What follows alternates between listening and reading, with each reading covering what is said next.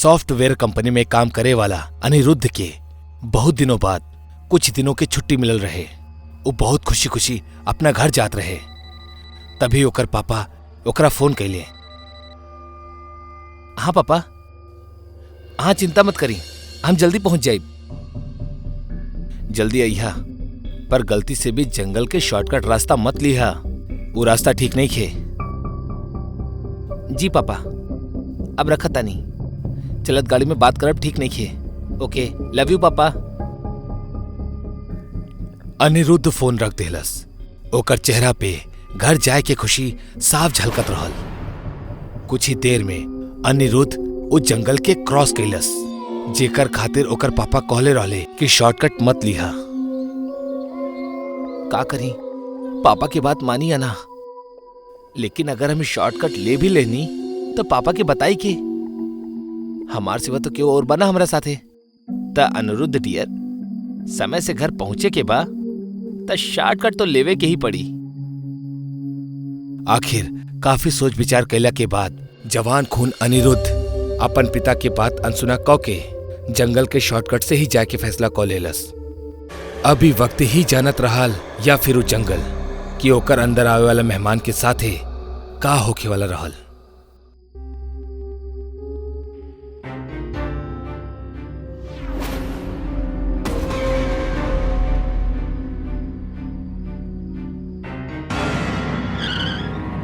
ओ God,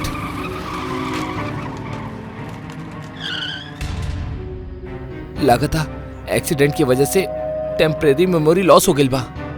कुछ समझ में ना आवत रहे कि हम कौन सी ओर से आयल रहनी, हिन्ने से या हुन्ने से। एक्सीडेंट से लगल चोट के दर्द के साथ साथ अनिरुद्ध जंगल से बाहर जाए वाला रास्ता पर चले लागल। लेकिन कुछ ही देर बाद वह रास्ता से वापस एक्सीडेंट वाली जगह पर पहुंच गए जहां से वो आयल रहे। ई देख अनिरुद्ध बुरी तरह से डर गए। ई कैसे हो सकेला? हम उ तरफ आगे बढ़ल रहनी, फिर यही कैसे आ गई नी? अनिरुद्ध बहुत कोशिश करत रहल वो जंगल से बाहर निकले के खातिर, लेकिन वो बार बार उहे जगह पर वापस पहुंच जात रहे जहां एक्सीडेंट भइल रहे। लेकिन तब भी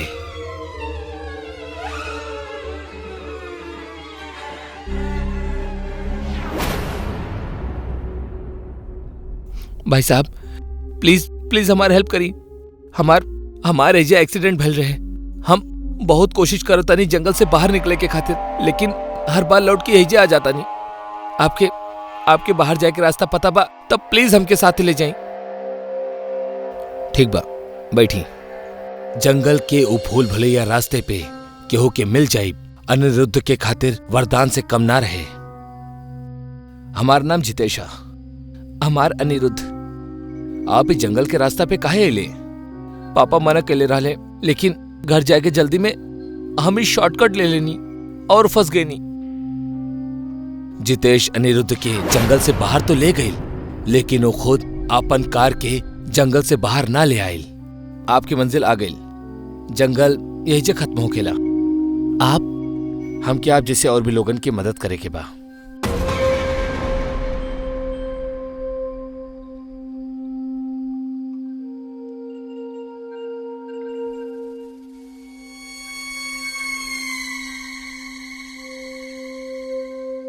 बबलू भाई, आपके भाई जंगल में का मर गए? आप तो यही अपन ठिकाना बना ले। एहिजा रहे नहीं तो लागेला कि वो हमारा आसपास ही बा।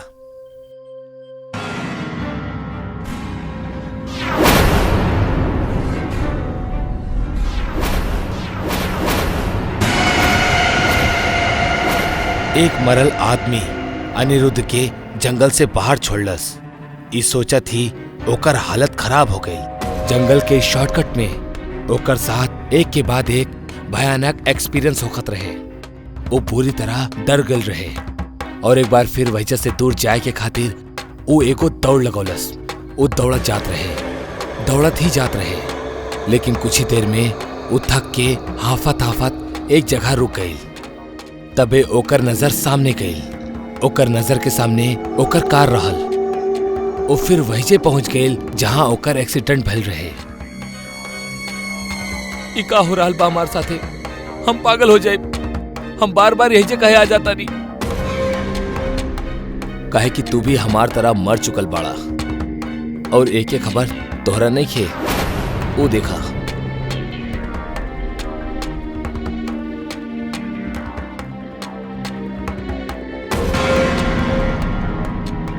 जिंदगी में जब केहू बड़ तोहरा के कुछ ना करे के खातिर कहे तो ओकरा ना करे के चाहिए और शॉर्टकट ता कब्बो ना लेवे के चाहिए।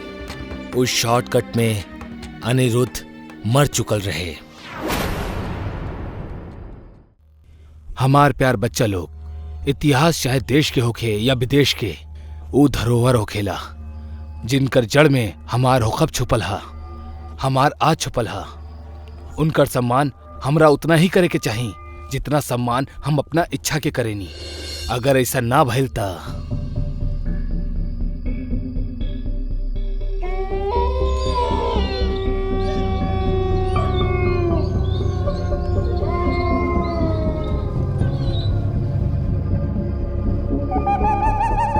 यार, जाने काहे हमरा के ऐसा लग रहा कि हमने के किला में न जाए के चाहिए, कुछ गलत हो जाए।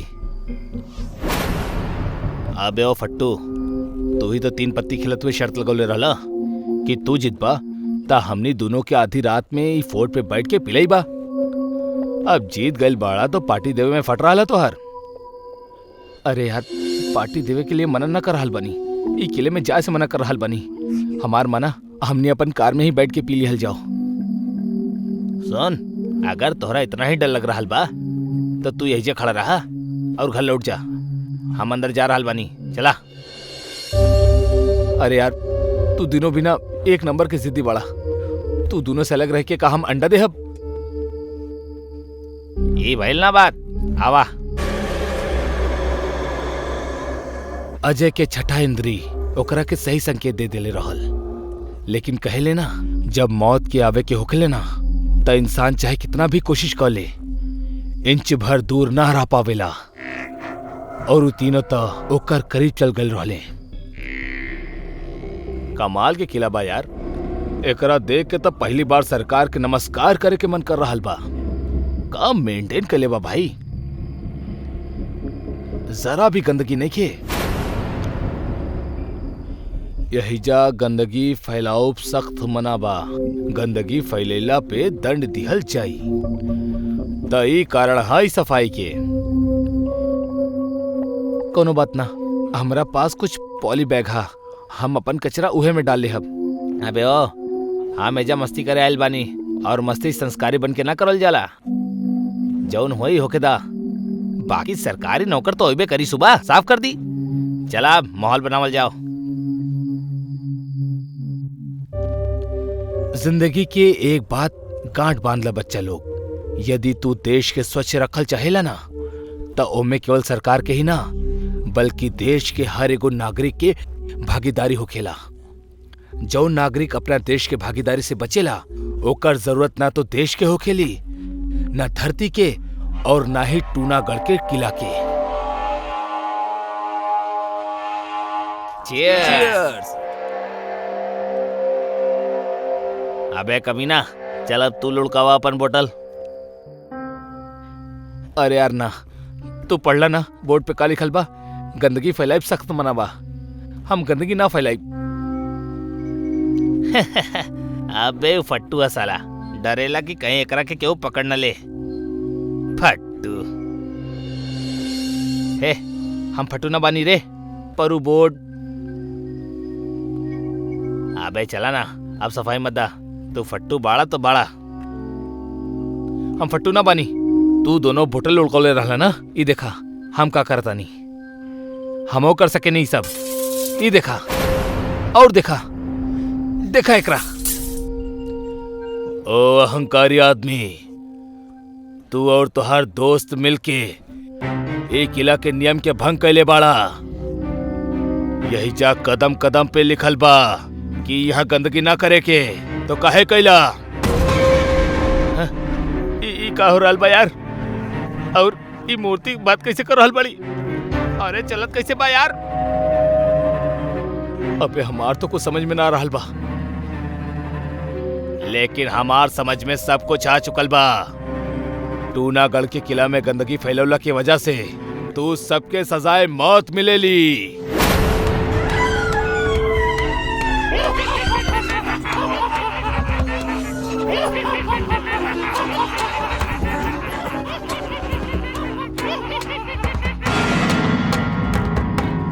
ई सब का नौटंकी हा? तू दोनों ही सब कैले बाड़ा हमरा के डरावे के खातिर। केहू कुछ न कैले बा मोर का अहंकारी आदमी। तू तीनों कैले बाड़ा। मरे के खातिर तैयार हो जा।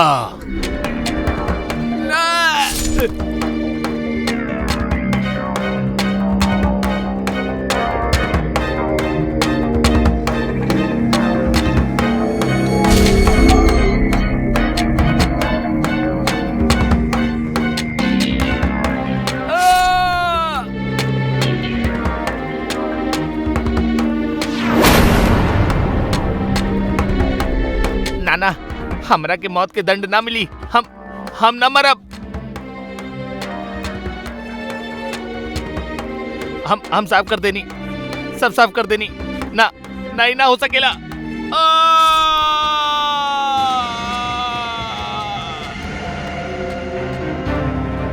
ता आज के बाद कोनो भी किला में जाके गंदगी फैलावे से पहले इस सोच लिहा कि अगर वो किला के भी टूनागढ़ की तरह सफाई पसंद हुई तब तू भी मौत के शिकार हो सकेगा।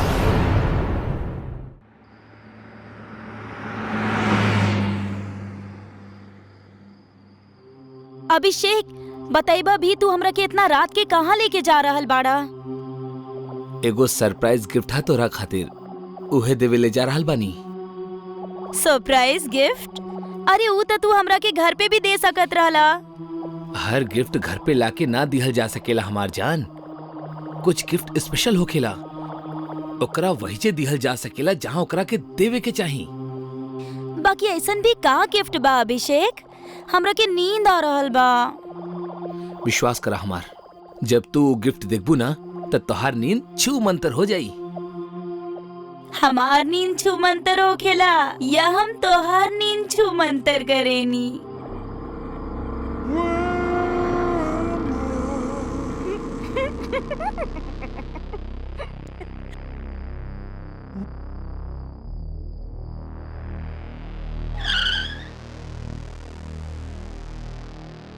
ला बीवी साहिबा, आ गइल हमार मंजिल।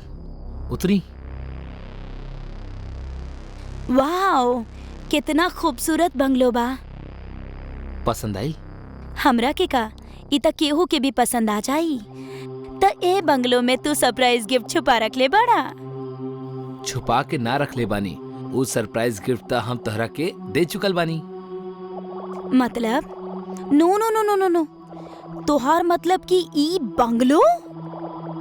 100% ई रहल चाबी। गेट खोली। तू साचे कहले रला। हमार नींद त वाकई छूमंतर हो गईल। वाओ! बंगलो के खुशी में हम कल 2-3 लोगन के एगो छोट सा गैदरिंग के खातिर बुलोले बानी। बहुत अच्छा कैला।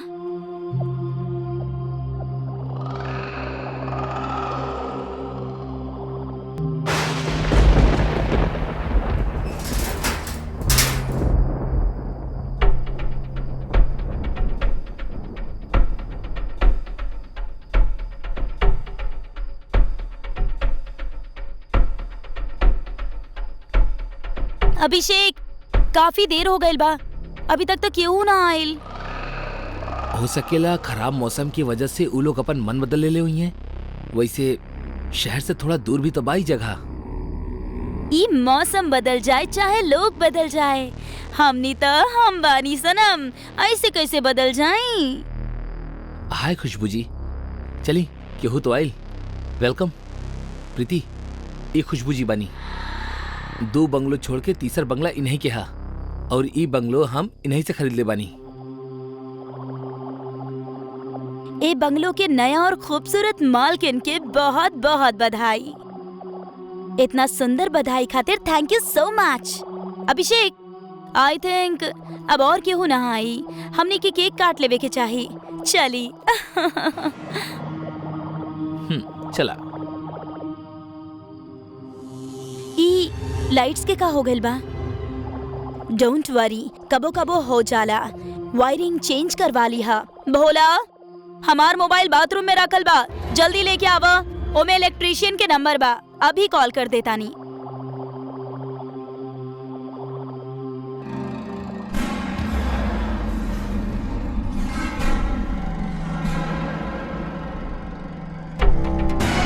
ना, ई ना हो सकेला।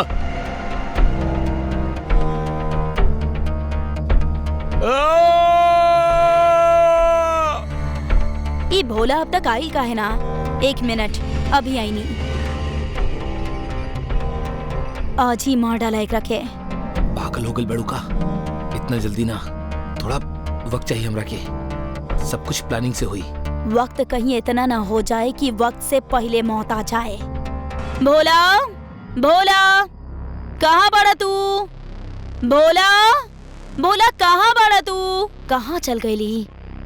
भोला, भोला, कहाँ बड़ा तू?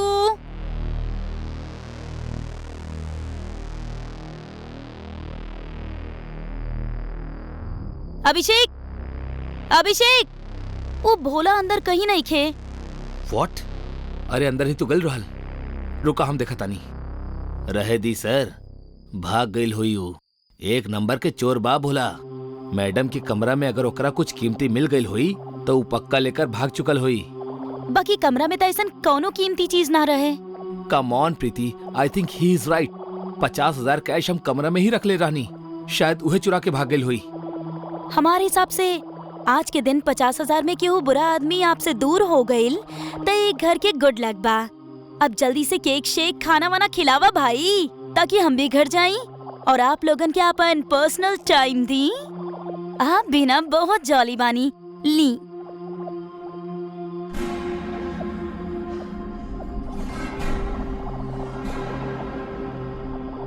प्रीति, हमरा ऑफिस के कुछ काम हा, हम हॉल में बैठ के कर ले। अब तू जाके सुत जा। ओके।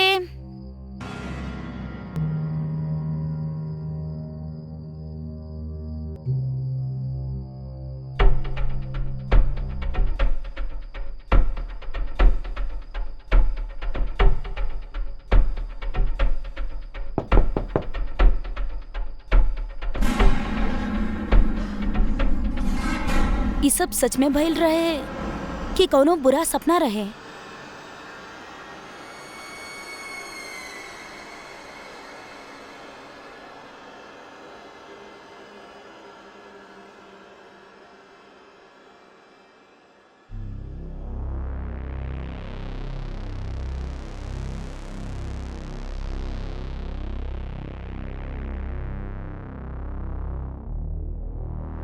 अभिषेक, तू ऐजा? हमरा के लागल तू ऑफिस निकल गईला।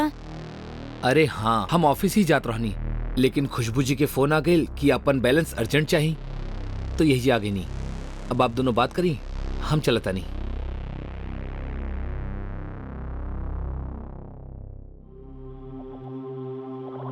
खुशबू जी, हमरा के आपसे कुछ पूछे के रहे। हाँ पूछा। कल रात हमरा के ऐसा लागल जैसे कि वो नीचे से हमार बेड के खटखटात रहे, बाकी नीचे देखनी तो ऐसा कुछो ना रहे। कहीं वो बंगलो पर कोनो बुरा आत्मा के साया तो नहीं खे, जेकरा चलते आप ओकरा के बेच देनी।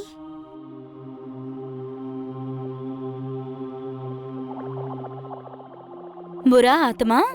हमरा के विश्वास ना होखेला प्रीति। ए नया जमाना में भी तू ऐसन दकियानूसी बातन पे विश्वास करेलू? बिलीव मी, तहरा वहाँ कोनो वहम भइल होखी, ऐसन कुछो नहीं खे। हम तब बरसन वहाँ रहल बानी और हम वो बंगलो के ऐसे बेचनी काहे कि हम दो बंगलों का मेंटेनेंस हैंडल ना कर पात रहनी। यू नो ना, हमारे हस्बैंड के मिसिंग हो जाए के बाद हम फाइनेंशियली बहुत ज्यादा टूट गईल रहनी। पुलिस भी गिव अप कर देले बा, कहेले कि शायद वो अभी दुनिया में नहीं खे। ओह, आई एम सॉरी। कौनो बात ना, हम चाय ले आवतानी। चाय फेर कबो, अभी चलतानी।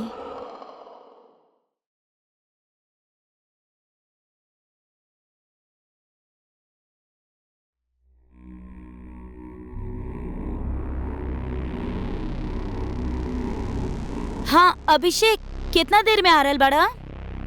सॉरी यार, हमरा एगो क्लाइंट के लेकर शहर से बाहर जाए के होखी तो थोड़ा लेट हो जाई। का अभिषेक, कितना प्यार से खाना बनेले रहनी कि साथ में खाई। आई नो बाबा, लेकिन काम तक काम। हाँ, हम सोनू के घर भेज दे अब। बाय।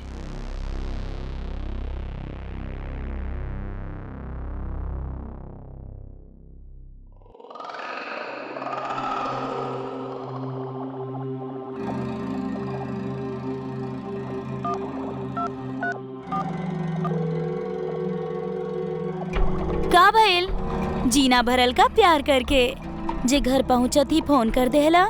बीवी देख लेली त वो अब कब्बो भी ना देख पाई। मार देनी हम ओकरा के। का? बाकी कब? कैसे? तू तो वक्त मांगत रहला, फिर ई सब अचानक। घर आवा।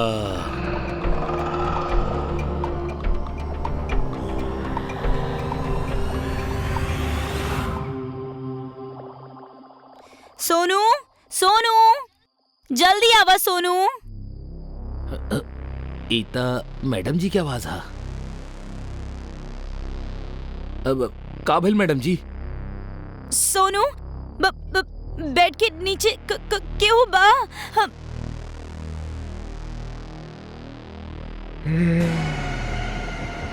ना ना, ई ना हो सकेला। का भइल सोनू? का ना हो सकेला? मैडम, ऊ वापस आ गइल बा मैडम। ऊ के?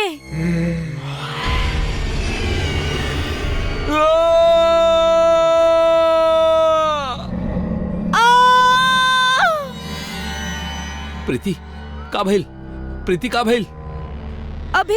अभिषेक, थैंक गॉड तू आ गइला। बेड के नीचे भूत बा, वो सोनू के नीचे खींच ले बा। हम अपन आँख से देख ले बानी अभिषेक।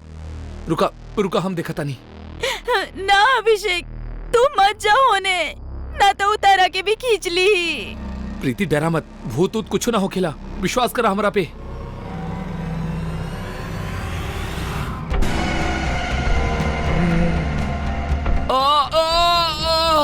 प्रीति बचावा हमरा के, बचावा।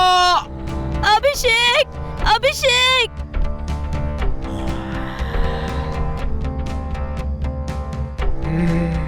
के बड़ा तू? और हमनी सबके काहे मारल बाड़ा? का बिगड़ले बानी हमनी तो हार। घबरा मत, हम तोहरा के ना मारा प्रीति, हम ओकरा ही मारब जे हमरा के मरले रहल। बड़ा के तू? हमार नाम गौरव है, खुशबू हमार ही बीवी रहल। तोहार पति और खुशबू के बीच अफेयर रहल और हमरा ई बात के पता चल गई। तब भोला और सोनू के मदद से ये लोग हमरा के मार के बेड के नीचे दफन कर देले। भोला और सोनू से तो हम बदला ले चुकल बानी और अब एककर और खुशबू के बारी हा। ना ना प्रीति, प्रीति झूठ बोल रहा बा, झूठ बोल रहा भाई, ऐसा कुछ ना हा।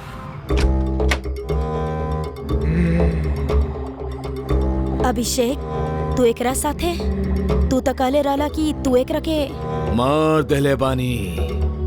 गौरव, फोन अभिषेक ना कले रहनी तोहरा के। वक्त पर आ गइल बाड़ू, अब तू दोनों साथ मरबा। गौरव, हमरा के माफ कर दा, हमरा के छोड़ दा। हम ना अभिषेक मरले रहे। ना गौरव, ई झूठ बोल रहल बाड़ी। हम ना ई मरले रहली तोरा के। हम जानतानी हमरा के मरले रहल, तू दोनों मरबा।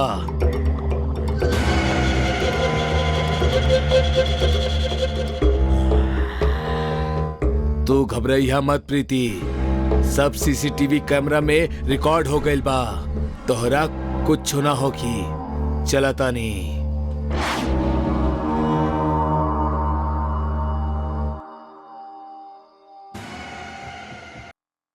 सदियों से एगो कहावत हमनी आए दिन सुनत आवतानी जा कि इंसान जौन बोवेला उहे काटेला। ई बात के मतलब ई हा कि कर्मा घूम फिर के वापस आवेला और हर बुरा कर्म के मूलधन और ब्याज सब वसूल लेवेला। सालों से दिल्ली में रहे वाला अभय के बेंगलोर के एगो आईटी कंपनी ओकरा के मैनेजर पोस्ट नौकरी पे रख ले बा। उहे सिलसिला में अभय अपना परिवार के साथे दिल्ली से बेंगलोर शिफ्ट हो रहा बा। लेकिन ऊ ना जाने ले कि उनकर परिवार के कर्मा उनसे सवाल जवाब करे वाला बा, जहां हुई मौत के खूनी खेल। शीला, ध्यान से अलार्म लगा लिहा, कहीं ऐसा ना होके कि हमने सुतत रहे और स्टेशन छूट जाओ। डोंट वरी पापा, आपके बेटी आपके ई काम आधा घंटा पहले ही कर देले बाड़ी। पूरा 4 अलार्म लगेले बानी। थैंक यू बेटा, एक तू ही बाड़ू जोन हर काम सही से करेलू। तोहरा माई के ऊपर अगर कोनो काम छोड़ देनी तो समझ ला गइल भैंस पानी में। कुछ ज्यादा ना हो गइल अभय। Good night.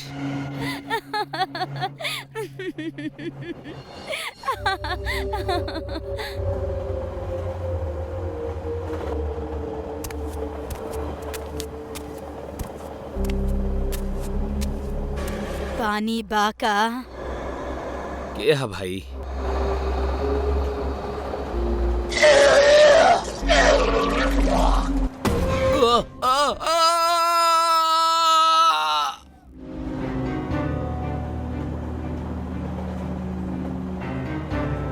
खून खून खून खून खून खून अभय, खून का भइल? खून पापा, खून आप ठीक बानी? खून खून खून खून। पापा, पापा आँख खोली पापा, का भइल? अभय, कैसन खून?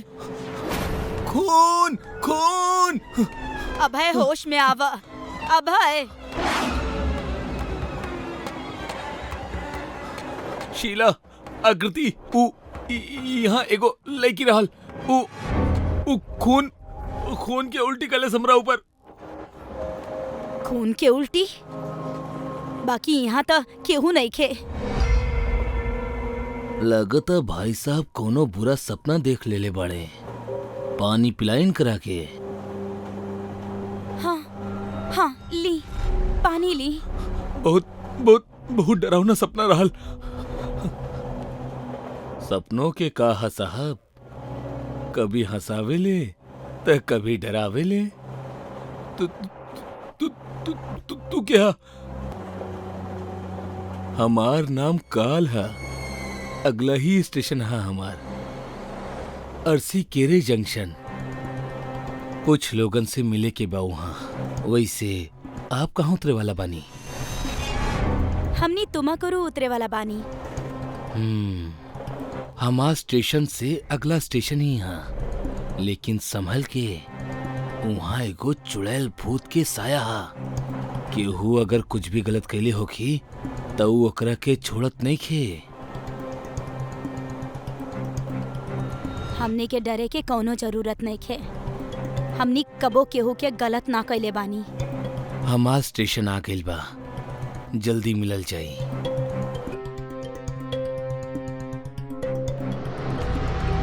ई आदमी बहुत अजीब सा लागत रहल हमरा के। अजनबियन के बात अजीब लागल आम बात बा पापा। तो हो जाए हाई फाई। अभय और ओकर परिवार अपना हंसी में बुरा सपना के पल भर में भूल गई, लेकिन अभय के माथे पे चिंता के लकीर जरूर नजर आवत रहल। मगर अपना चिंता से ज्यादा अबही ध्यान उस स्टेशन पे देवे के रहल जहाँ उनकरा उतरे के रहल। तुमाकुरु स्टेशन आवत ही तीनों उतर गए। उस स्टेशन पे उतरे वाला उहे 3 लोग रहले। उनकर उतरत ही ट्रेन आगे बढ़ गई। तीनों अबही स्टेशन से चले ही वाला रहले कि तब बे आकृति के नजर स्टेशन के एगो कोना में जल बुझ रहा लाइट पे अटक गई। जहाँ लाइट बुझत ही ओकरा एगो सफेद कपड़ा पहने लड़की दिखाई देलस। ओके देखत ही आकृति के ट्रेन में मिलल उ अजनबी काल के बात याद आ गई। वहाँ एगो चुड़ैल भूत के साया आए दिन देखे के मिलेला। अगर केहू कुछ गलत कैले होखी तो ऊ ओकरा के छोड़त नहीं खे। पापा, पापा देखी उधर केहू बा। कहाँ बेटा? उधर पापा देखी ना, उहे तो खड़ा बाड़ी। हाँ, चल जाइए यहाँ से।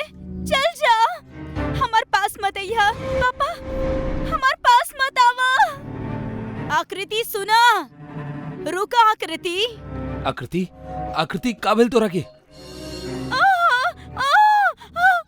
छोड़ दो हमरा के, प्लीज छोड़ दो हमरा के, हम तो हर का बिगड़ ले बानी, छोड़ दो हमरा के। पापा, हे भगवान, आकृति हवा में अब है। कहीं कहीं एकर पीछे स्टेशन के चुड़ैल भूत वाला साया तो नहीं खे।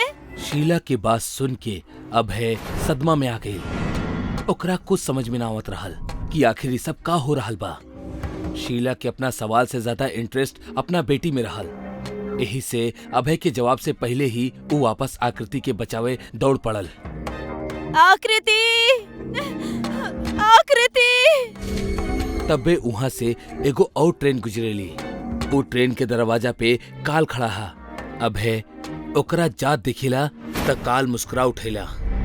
ई सब देख के अभय के सांस फूल जाली। वो शीला के पीछे दौड़ेला। शीला, शीला रुका। के बाड़ा तू? अब हमरा साथ ही सब काहे कर रहल बाड़ू?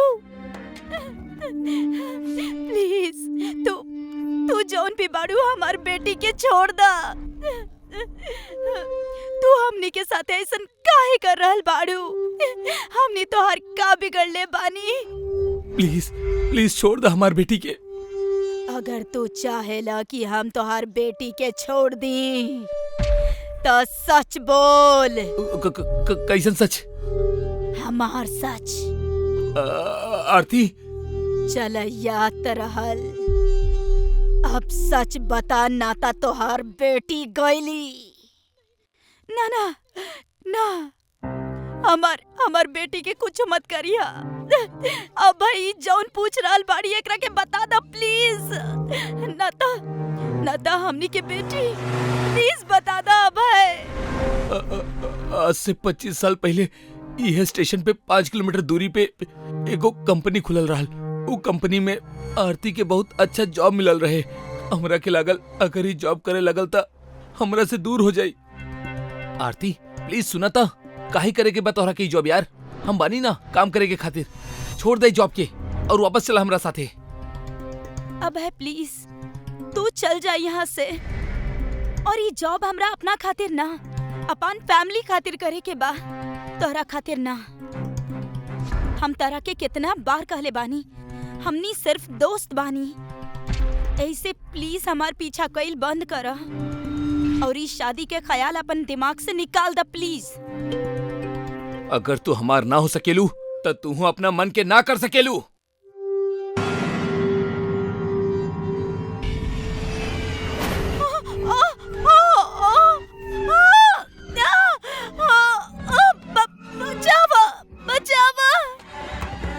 हम आरती के एसिड डाल के मार देनी, मगर हमार किस्मत अच्छा रहल। हम पुलिस से बच गए नी और एक दिन हम इस शहर छोड़ के दिल्ली शिफ्ट हो गए नी। लेकिन इस जगह हमरा के फिर वही खींच के ले आई। हमरा के माफ कर दा आरती, हमरा के माफ कर दा।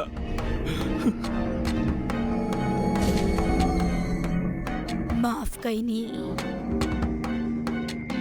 तू तो एकरा के माफ कर देलू आरती, लेकिन हम इनकरा के माफ ना कर सकेनी। चला बेटा। शीला, आकृति प्लीज प्लीज हमार बात सुना। शीला। लेकिन शीला और आकृति अभय के बात ना सुनेली। तब बे अपोजिट डायरेक्शन से एगो ट्रेन आवेली जौन काल अभय के बोगी में रहल, जौन एगो दूसरा ट्रेन के दरवाजे पे भी रहल। उहे काल ये ट्रेन के इंजन में इंजन ड्राइवर के बगल में ही खड़ा रहल। अभय अपना और आवत ट्रेन के देखलस और अपना गिल्ट से हमेशा हमेशा के खातिर पीछा छुड़ावे के खातिर ओकर सामने खड़ा हो गई और काल के ट्रेन ओकरा साथ ले गई। हमरा के माफ कर दी प्लीज। इंसान चाहे जौन करे, बुरा काम के नतीजा एक ना एक दिन ओकरा भुगते के ही पड़ेला। अगर आपके लगेला कि आप चोरी छुपे गलत काम करके बच गई हैं, तो आप गलत सोचे नहीं। काल हमेशा से हमनी के साथ ही चलेला।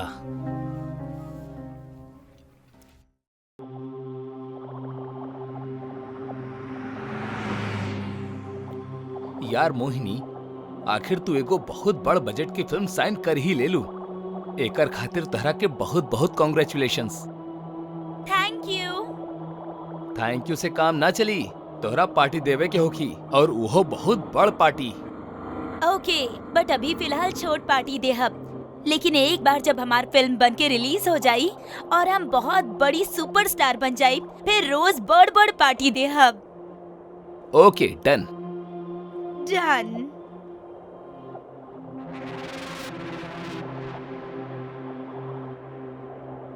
ओके बाड़ी जौन इतना राती में बीच सड़क पे खड़ल बिया। लगता कि वो पागल लड़की बिया, ना था इतना रात के एगो लड़की सुनसान सड़क के बीचों बीच का करी।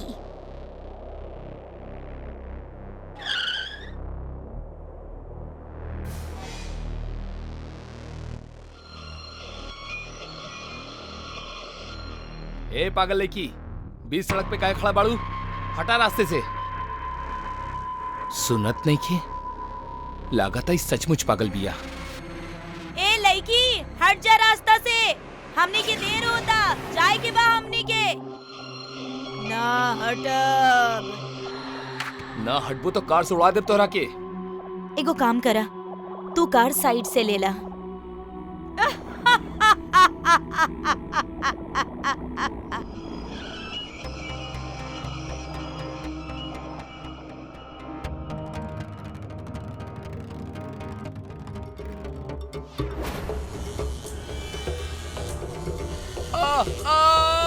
बचावा बचावा।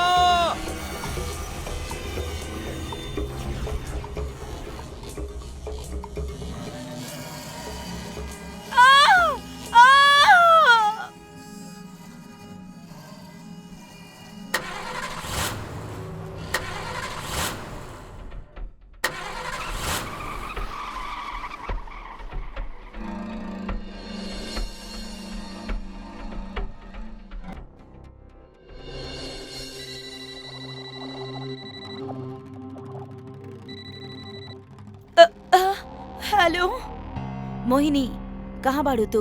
हम तो हर कब से इंतजार कर रहल बानी, कब तक अइबू तू?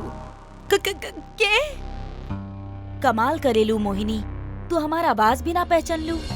हम करिश्मा बानी, तोहार बेस्ट फ्रेंड करिश्मा। करिश्मा, देखा अब ड्रामा छोड़ा और जल्दी से हमार घर आ जा।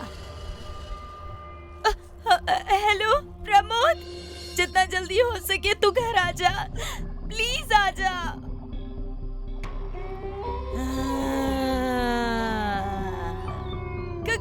के बा देखा, तू जे भी बाड़ू, सामने आवा, सामने आवा।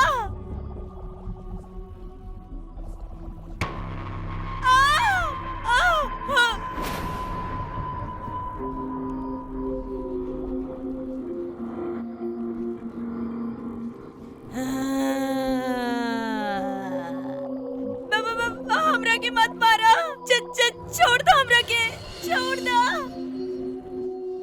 मोहिनी, मोहिनी।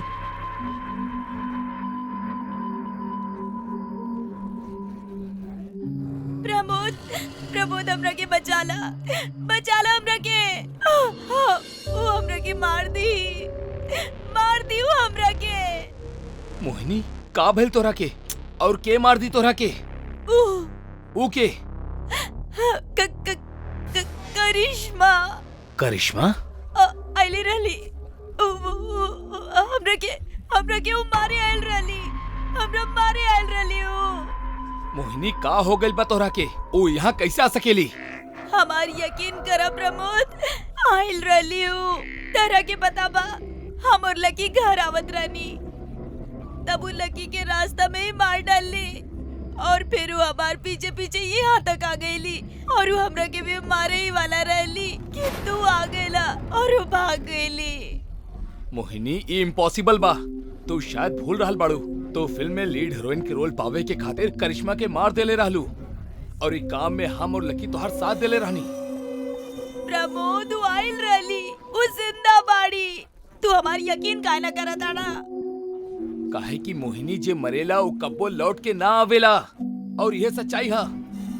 ई देखा, करिश्मा के कॉल बा। कहाँ बाड़ू तू मोहिनी? तू अभी तक अइलू काहे ना? हम कब से तोहार इंतजार कर रहल बानी। जल्दी आ जा प्लीज। सुन ला तू, सुन ला। मोहिनी, हमरा के लग रहल बा केहू मजाक कर रहल बा। केहू करिश्मा की आवाज में मिमिक्री कर रहल बा तोरा साथे। लेकिन क्यों ऐसा काहे करी? काहे कि हमार जान अब तू सुपरस्टार बने वाला बाड़ू। शायद केहू तोहरा के करिश्मा के मारत देख ले बा और अब उ तोहरा साथे खेल खेल रहल बिया ताकि उ तोहरा से पैसा इट सके। अगर ऐसा बात है फिर लकी के मारे वाली के रहली और तोहार आवे से पहले जे हमरा मारे वाले रहली उ के रहली? प्रमोद, हम कर रहल बानी ना। करिश्मा जिंदा बाड़ी, वो हमनी से बदला लेताड़ी। उतारा के और हमरा के दोनों के मार डाली। ओके बाबा, ओके। अगर ऐसन बात बा त तू चला हमरा साथे। वहाँ जाके दूध के दूध और पानी के पानी हो जाई और तोहार वहम भी दूर हो जाई।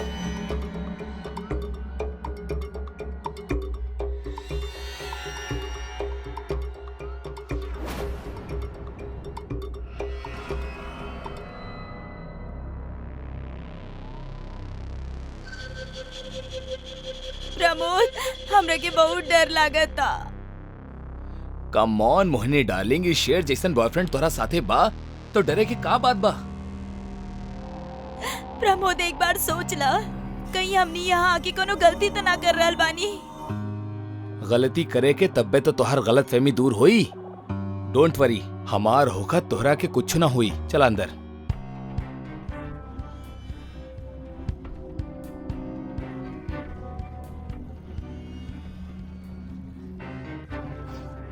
करिश्मा, करिश्मा, देख लू यहाँ केहू नहीं खे। ना प्रमोद, उई है कहीं बाड़ी। हम फील कर सके नहीं ओकरा के। हमरा ना आवे के चाहत रही यहाँ पर। बहुत बड़ गलती कर देनी, हम बहुत बड़ गलती कर देनी। का हो गइल बा तोहरा के मोहिनी? यहाँ केहू ना हा यार। अच्छा से देखा, ये घर ना जाने कब से बंद पड़ल बा। कितना गंदा बा यहाँ सब कुछ। अगर यहाँ केहू या फिर करिश्मा भी होकत तो साफ सफाई होकत कि ना?